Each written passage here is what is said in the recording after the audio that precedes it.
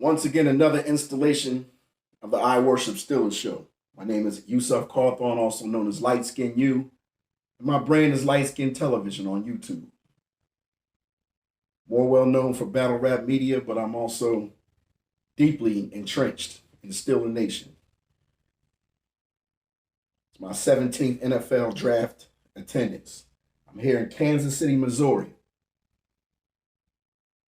at the fine establishment, the 1.5-star hotel at Arrowhead Inn.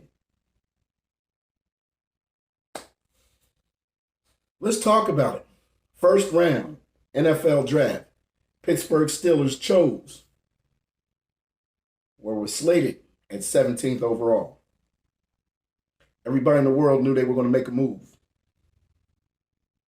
They knew the move was up. Speculating anywhere from 9 to 12. That didn't happen. A lot of action, a lot of movement happened before 13. And it didn't involve us. We weren't in the plans. But we did swap with the New England Patriots, ironically, of all teams. All the Patriots wanted was our 4th round pick.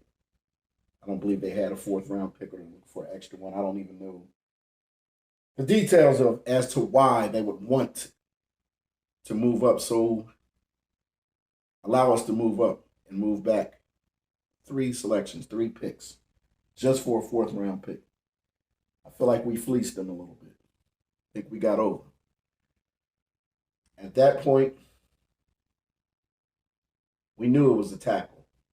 Paris Johnson Jr. was on our radar. He was going nice and early, 6 overall, I believe. Could have been a corner. Plenty of corners were still on the board at that point. Checking my notes.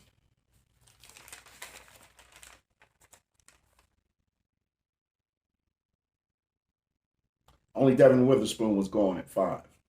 We went quarterback, 1st and 2nd. Will Anderson Jr., outside linebacker, 3rd. 4th overall pick, Anthony Richardson, quarterback. 3 quarterbacks in the first 4 picks. First corner off the board, DB corner, Devin Witherspoon, Illinois, at 5. The beautiful pick was Paris Johnson Jr. He was off the board at 6. Out of the 31 first-round picks, we scouted 22 of them that got drafted. 22 of them we scouted heavily. So we did our homework. We did our due diligence. Number 7 was Tyree Wilson, defensive end. Running back off the board, future Hall of Famer, more than likely Bijan Robinson, University of Texas.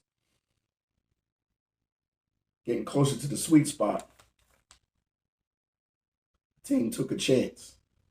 The Eagles, like they do with all the big boys, in the middle. They took a chance on Jalen Carter. Much maligned, but possibly a future NFL great at defensive tackle. They took him in. They took him in at 9. Someone who was slated to go late 2nd, early 3rd in the beginning of the path to the draft research process, Darnell Wright, right tackle. University of Tennessee, moved up heavily in the draft towards the end of the process to a potential late 1st round to early 2nd round. Well, he made it to the top 10. Darnell Wright was taken at 10. And from there, it was a go on tackles. Peter Skoronski, of course, was right after him at 11. Jahmyr Gibbs, surprise pick. Scat back. Got out the backfield as far as receptions are concerned. Alabama, Jahmyr Gibbs, running back, goes at 12. Lucas Van Ness, possible biggest bust of the draft, in my opinion, goes at 13. And at that point, we hop in front of New England Patriots for the 14th pick. Now, I want to remind you, before I announce who the pick was, these are the men that we scouted that were still on the board at this point. One of them I had as a 4th round grade early in the process, And he even went in the first round on the very last pick to the Chiefs at 31st overall pick, last pick of the first round. That is Felix Anuke Uzoma, edge rusher, outside linebacker. He's one of them. After that, 13th pick, these are the guys that are still on the board, besides the guy that we took. Emmanuel Forbes, who I thought was the guy I really wanted in this draft. One of the two or three that I really wanted. Emmanuel Forbes goes 16. We were looking at Christian Gonzalez, another corner. Two corners back to back that we had high interest in that we did not take. Went 16 and 17. Captain Jack Campbell went 18. Jackson Smith and Jigba, slot wide receiver extraordinaire, Ohio State, goes 20. Even Kalijah Cansey from University of Pitt, defensive tackle, goes 19. He hopped up the board. Zay Flowers, who was a teammate and roommate of Dino Tomlin, Mike Tomlin's son, this year at Boston College. Slot wide receiver, extraordinaire, goes 22nd. We were interested. Jordan Addison, 23rd, run on wide receivers, 4 in a row. Quentin Johnson went 21st. Then there was 7 consecutive guys that we scouted heavily with first round grades that went all back to back. Deonte Banks, corner. Dalton Kincaid, tight end. Mozzie Smith, nose tackle at 26. Anton Harrison, left tackle, Oklahoma, 27. Miles Murphy, 28. Brian Bresee, 29. Back-to-back Clemson guys, front 7. Nolan Smith, outside linebacker with super speed, University of Georgia. You know we like Georgia kids. He goes 30. And like I said, Felix Anuke Uzoma, outside linebacker / edge rusher, goes 31st overall, last pick of the first round. But we chose the one guy that I prayed to God, and I kind of knew they were leaning towards him. I know they really want Joey Porter Jr. more than anything, but they're leaning towards a need to draft him for position. It moved up in the draft, 2 draft for position to get the 4th or 5th best offensive tackle in the draft, and maybe the 3rd or 4th best left tackle in the draft. And our pick was this man, University of Georgia, Broderick Jones. I call him Bro Derek. Of course, I live in Georgia, Atlanta, Georgia, and just surrounded by Bulldog fans. How about them dogs, as they say? Back-to-back national champions. He only played 2 years. And both years, he was the blindside left tackle for two-time national champion Stetson Bennett, quarterback. He protected the most important quarterback for 2 years and won the national championship twice, back-to-back. That's his upside. Short downside, his arms are shorter than Dan Moore, and he's shorter than Dan Moore and weighs less than Dan Moore. We want to upgrade from Dan Moore. We all assume it's an upgrade, but we still have to see them in competition, as Mike Tomlin said. So Dan Moore is fighting for his career right here. Worst case scenario, Dan Moore doesn't cost anything anyway, still in his rookie contract as a day 3, 4th round pick from Texas A&M, who didn't really pan out, but has been improving year to year. We threw him out there in the fire as a pure rookie at left tackle to protect Ben Roethlisberger and our first round pick last year, Kenny Pickett. He's done like a C-, D+ to C- job, continually from year to year. He's improved just a little bit. He's got promise. I'm talking about Dan Moore. But can he hold off our first round, mid-first round rookie that we traded up to get, even though we didn't give up a lot of draft capital, just a 4th round pick and 120 that we're going to blow anyway, because everyone knows Pittsburgh Steelers have a terrible history of taking 4th rounders and none of them panning out. They don't even stay for the whole 4-year tenure of their rookie contract. But anyway, we got him for damn near nothing. Talking about Broderick Jones, our first round pick. Will he easily beat out Dan Moore? or will it be a war? That's the question.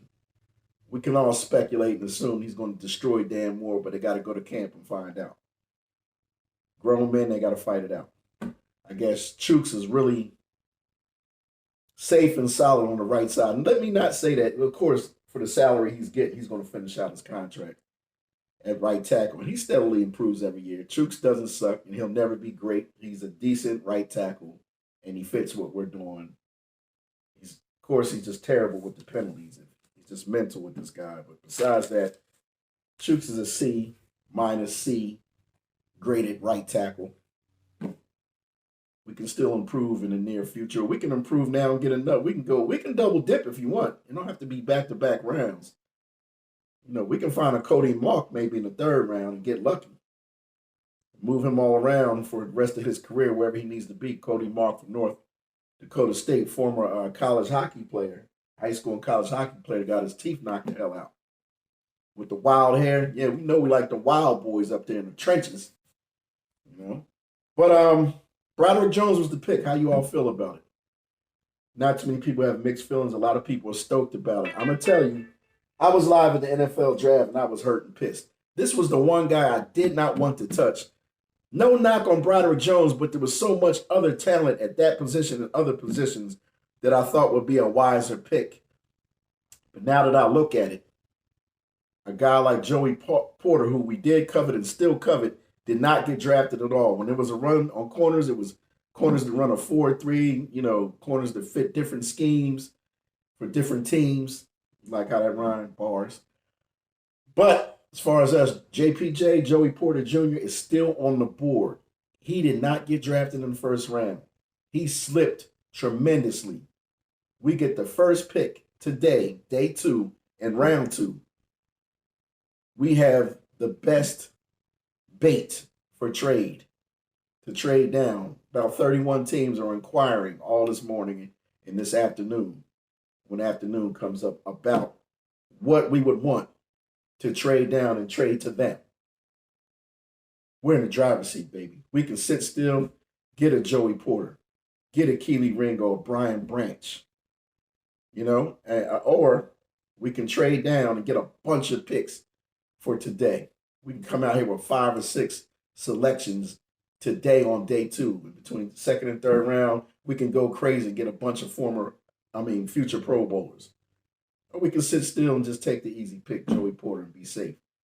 And we'll have Joey Porter, honorable mention All-American, and a third-team All-American, Broderick Jones, is our first 2 picks within the first 32 picks of the draft at 14 and 32.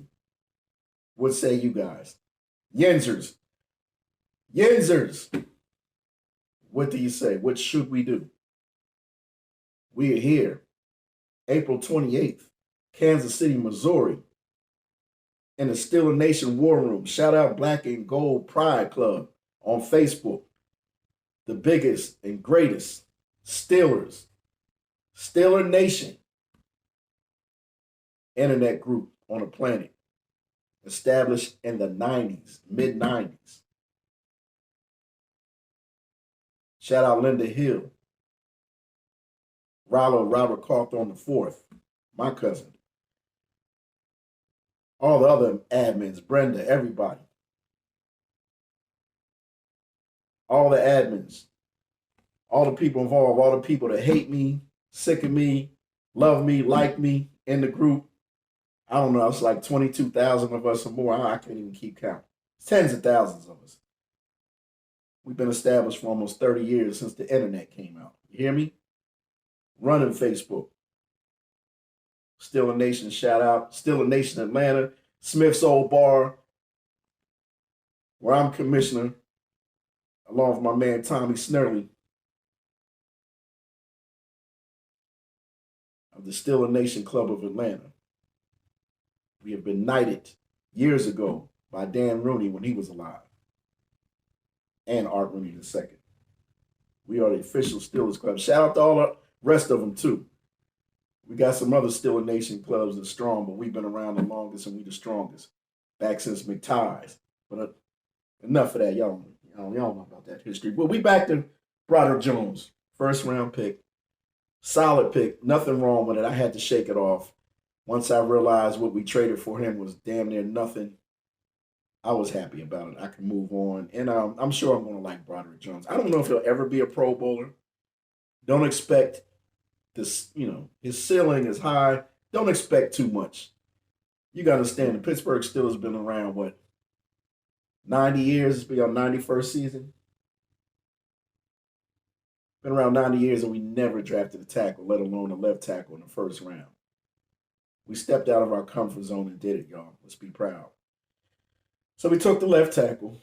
Now we're on the 32nd pick. I told you guys all the prospects that we scouted, 22 in total, they got drafted in the first round, including the one we took, Broderick Jones. Now we're going into the second round, pick 32. Miami lost the pick for tampering and effing around previously last season. So there was no 32nd pick in the first round. It was only 31 picks since they forfeited their pick and were fined for it and punished. So the 32nd pick is now ours. It's the first pick in the second round, which is today. So in essence, for day 2 of the draft, we have the number 1 overall pick. We're in the driver's seat, baby. These are the top 31 still available on the board. NFL draft prospects that still remain for day 2 that we heavily scouted on our big board and small board. Brian Branch, safety, Alabama. Joey Porter, shutdown cornerback, Penn State. A guy we really like, but he refused to work out for Mike Tomlin. That's a no-no, red flag. And he's overweight and out of shape, but he's great. Right tackle. Now that would be a bold move to go left and right. Back-to-back picks. Double dip at tackle, Dawand Jones. Reportedly almost 6'9", almost 360.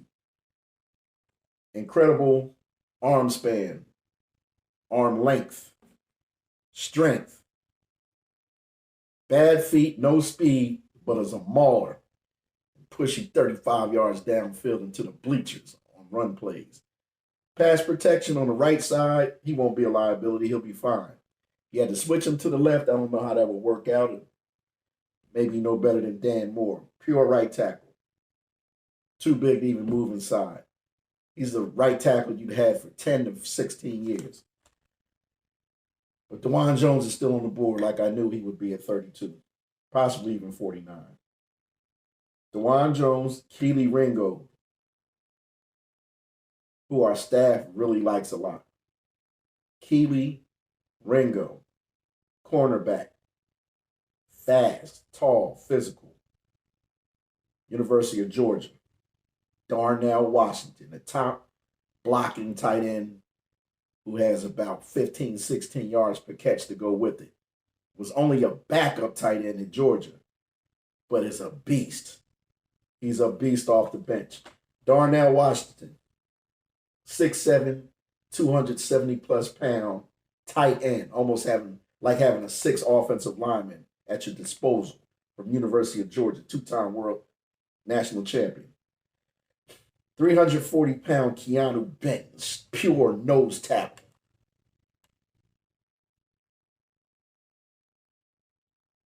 Keanu Benton could be the pick.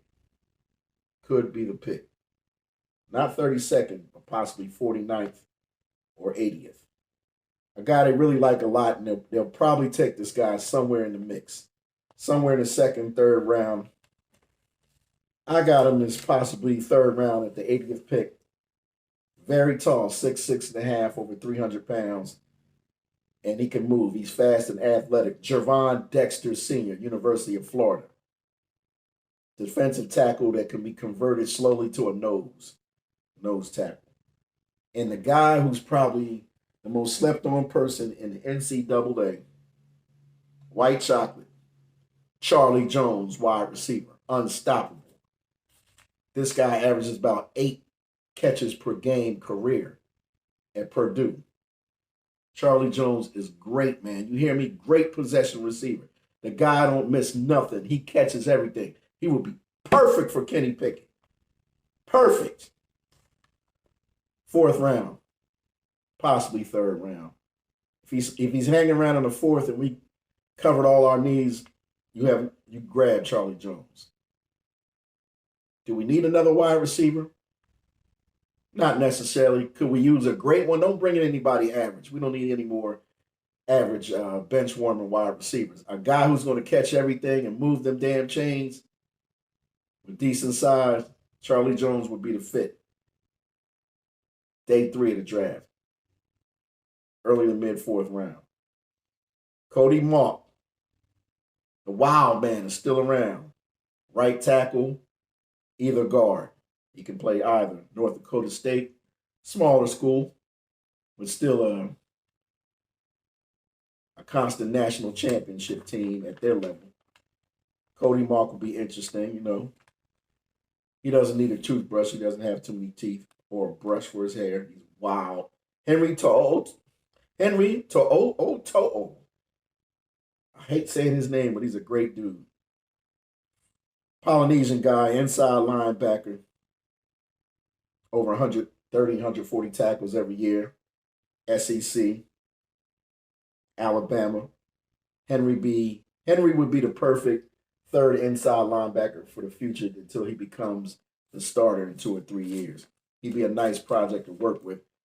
A huge upgrade from Spillane. More active. Been on a national championship team in the past. Played in the playoffs every year at Alabama for Nick Saban.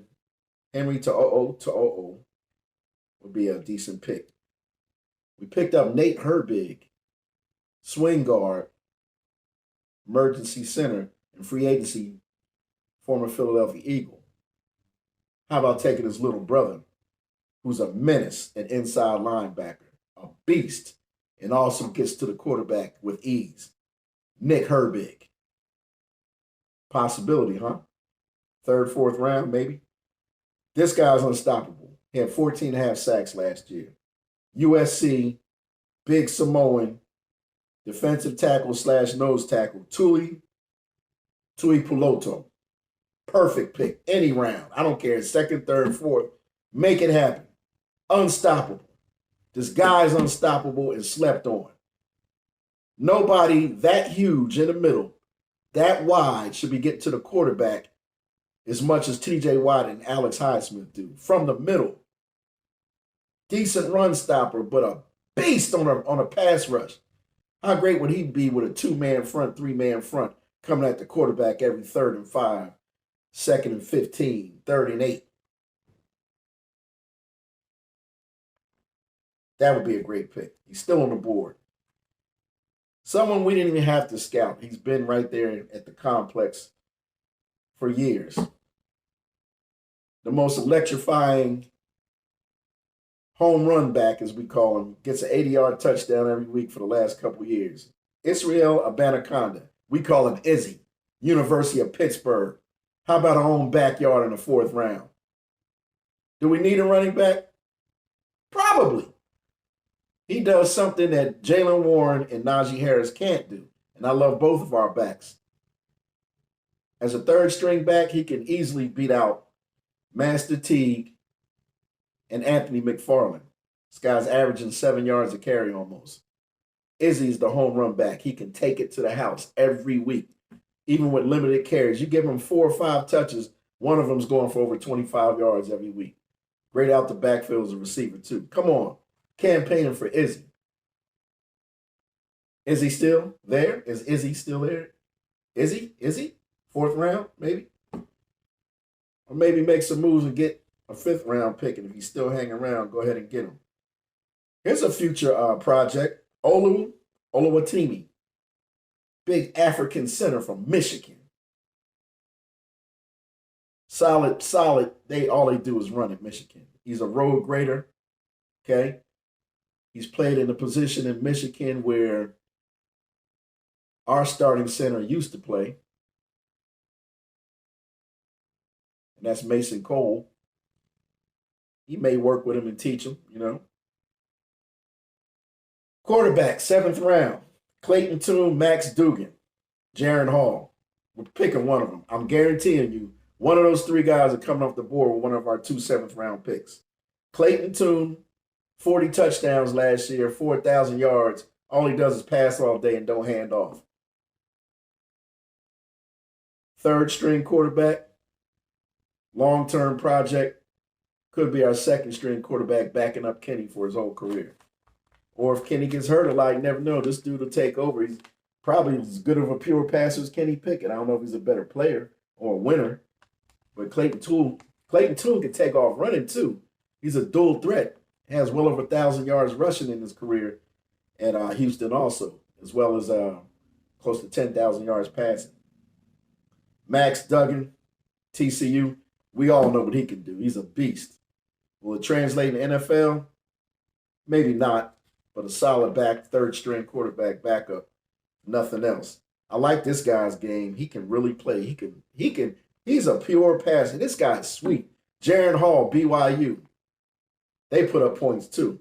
Wouldn't be a bad project undrafted. I wouldn't draft him. But Jaron, I can see us taking a Clayton Tune, a Stetson Bennett in the 7th round, a Max Duggan, and circling back later on that night, a couple hours later, and coming back and getting Jaron Scott as our fourth camp arm for quarterback and let him fight it out with the 7th round, 3rd string quarterback of our choice. Michael Mayer still out there, tight end that could have went late first, early second. He's still out there. We really want to go tight end, pass catching tight end. They get you in the end zone. A nice 1-2 punch from Muth. Got the same skill set as Muth. That might be your man, Notre Dame tight end. Daniel Scott, we brought him in for a top 30 visit. 6th, 7th round grade on him. Daniel Scott is a hard hitter and a great special teamer and a leader. He might be a dark horse to take Trey Norwood's position because Trey playing around. He just has not panned out after his rookie year with us. I can see us getting this guy undrafted or 7th round or find our way into the 6th round and getting this guy. Really good safety, plays either safety, but really good at strong safety. Daniel Scott is a sleeper. You hear me? I can see us really drafting Daniel Scott with that other 7th round pick. I can really see that happening. And it may happen. Robert Bill, 7th rounder. He didn't really start. He was a complimentary player off the bench for University of Georgia the last 2 years. Had a lot to do with their success in winning 2 national championships, but wasn't an every down outside linebacker. And that's really what we need. Not a great pass rusher, but he sets the edge. Great against the run on the edge. Robert Bill, a little bit undersized. Not really undersized, just not a real big guy. Pure outside linebacker would be a nice pick late in the late rounds. University of Georgia outside linebacker. Also, B.J. Ojulari, who we really like from LSU, mid-rounder. I can see us taking him. He can help back up T.J. Watt and get some sacks. See him opposite of Quincy Roche as the 2nd string outside linebacker, possibly. A guy that we're really high on. I don't see the need for it now, but he's the best guard. No guards have went off the board in the 1st round. Only one usually does. Usually none. O'Cyrus Torrence, we really like him. He'll be a Pro Bowler. He'll be one of the top guards in this decade. I wouldn't call it a reach. It's not a reach. It's not a need with all the depth that we now have after free agency at guard. But if they were to draft him, I don't think Kevin Dotson would make it through the summer. All due respect to Kevin Dotson. He'll be a solid backup in the NFL and a decent starter for another team. Well, I think we're moving past Kevin Dotson. I think he's really going to lose badly to Isaac Seumalo in his battle in training camp. I think he's going to get destroyed. But if we to bring in O'Cyrus Torrence, we might have the 3rd best offensive line immediately in the NFL. You guys think about that. Oh, we don't need a guard, but if you get the best guard in the nation and one of the best left tackles in the nation in this draft, also Broderick Jones, oh, we made a statement. The picket fence for Kenny Pickett is fully built right now. It would be crazy. And James Daniels is already great. What do we do with all these guards? It would be crazy. It wouldn't make sense, but it would make sense at the same time, if you understand where I'm coming from. I don't know. That's something to ponder. Julius Brents, we're high on him. All the fans love him. Huge cornerback.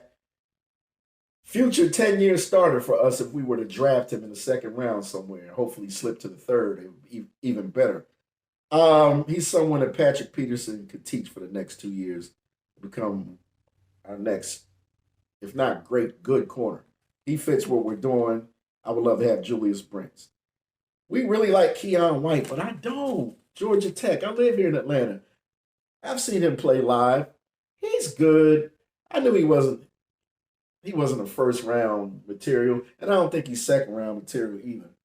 I'd take a flyer on it. I mean, defensive. He's like an edge guy, a small defensive end, too big to be an outside linebacker. We kind of make those guys fit and work out like we did with defensive end Lamar Woodley. Immediately made him an outside linebacker. And it worked wonderfully. I don't know. We really like this guy a lot, but I really don't want to draft him. Nothing against him. All due respect to him. Salute to him. I don't think he. Unless he slipped to the fourth or something, I might take him in. We really love Trenton Simpson, and we might take this guy. A guy that could have went in the first round. He's still hanging around at 32. We don't take Joey Porter. Don't be shocked if we don't get inside linebacker that can also moonlight as a third down outside linebacker to give Highsmith or T.J. Watt a rest from time to time. This guy's got super speed for his size. Clemson. Trenton Simpson, inside linebacker. We've been doing our due diligence on tracking this guy down. He loves us. We love him. Possible at 32 or 49, us taking Trenton Simpson. Very possible. Mike Tomlin out his own mouth said Josh Downs, wide receiver, slot wide receiver for North Carolina, Tar Heels. He said this guy gave him the best wide receiver workout ever. At least the best wide receiver workout in his draft. They love him. They think he's perfect. And this guy, his numbers are just through the roof. This guy would fit the Steelers. He would really fit what we're doing. They like A.T. Perry, 6'4" outside wide receiver from Wake Forest with big numbers too. How he would fit in with what we got going on the outside, I don't know. But in the slot, this guy Josh Downs, they love. I can see us taking a stab at him at 80 or 120, third or fourth round.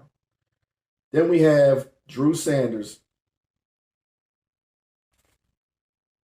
He plays excellent at outside linebacker, inside linebacker. If we can get Drew at 32 or 49, I'm a happy man. Because early in my process, that's the guy I wanted in the second round.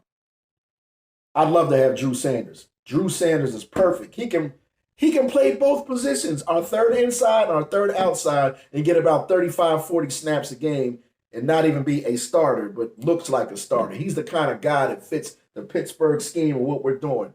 6'5", 230-something, great speed, athletic, all around the field, gets to the quarterback, double-digit sacks, and still plays inside? Oh, my God, 100-plus tackles.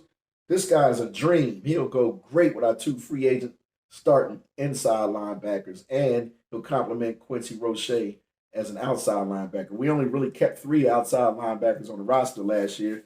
We can keep the 3 we already have, the 3 veterans we already have. Roche, Highsmith, T.J. Watt. Add this guy we can save a roster spot by having this guy as the third inside linebacker / third outside linebacker. He can moonlight, switching back and forth, doing both. And, Mark Robinson will still be a special teamer who's a project that we're trying to, build at 4th inside linebacker or 5th. Because we still have Tate Crowder, who had 100-something tackles 2 years ago for the New York Giants, led his team in tackles, and he was undrafted, And we got the new guy who's a special teams beast, who also plays some dime backer, former Clemson safety that has now been converted to inside linebacker. He can maybe be the 5th inside linebacker. We can go real deep at inside linebacker and light at outside linebacker if we brought in a guy like Drew Sanders, is my point. Also, two more guys. Chase Brown, running back, the twin of Sidney Brown, who was a great safety. Chase Brown, 1,400 yards rushing last year, 6 yards a carry, and 20-something touchdowns.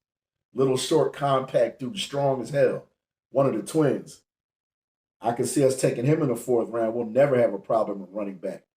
Three guys capable of getting 1,000 yards if they were starters on their own. Najee Harris, Jalen Warren, and Chase Brown. That would be crazy. That would be crazy. Three guys that can bench press their ass off. Some power backs with a little bit of speed. Not a lot of moves, but guys that's hard to take down. Yeah. After we get everything we really need, round 1, 2, 3, round 4, Chase Brown still hangs around. You grab a guy like that. You know, we're not going to take much offense, it don't seem like. So, shoot, why not? Darius Rush, they like this guy. I'm not a fan. Wide receiver, not a fan. I'm not a fan. I'm not. If he slips real bad and goes undrafted, great. He's a steal, maybe 7th round. I'm not grabbing him on my first 4 picks. Well, those are the still available prospects that we highly researched, talked to, recruited, scouted. 31 guys. 22 guys yesterday that we scouted that went the first round. 31 guys left over for the next 6 rounds, specifically for today, day 2, which is round 2 and 3. Let's see what happens, everybody. This is the I Worship Steelers show. I'm Light Skin You, your man Yusuf Cawthorn. And I'm here having a great time in Kansas City, Missouri. They didn't treat me bad like Cleveland did. Been over 15 of these drafts, you know what I mean? And live. Covering it for Steeler Nation, for myself, for my Black and Gold Pride Club, Smith's Old Bar crew, you know what I mean? That I hang out with every Sundays. Watch the Steelers game on many screens, hundreds of us. Do it for y'all. This is my war room. Day 2. Hope you guys liked it. Hope I was insightful and gave you a great amount of information. Shared information with you. You guys, you know, hit the like button, subscribe, and comment. Let's see what you guys say in the comments. Signing out from the war room. Steeler Nation, y'all. PS4L. Pittsburgh Steelers for life. I Worship Steelers show. And we out of here.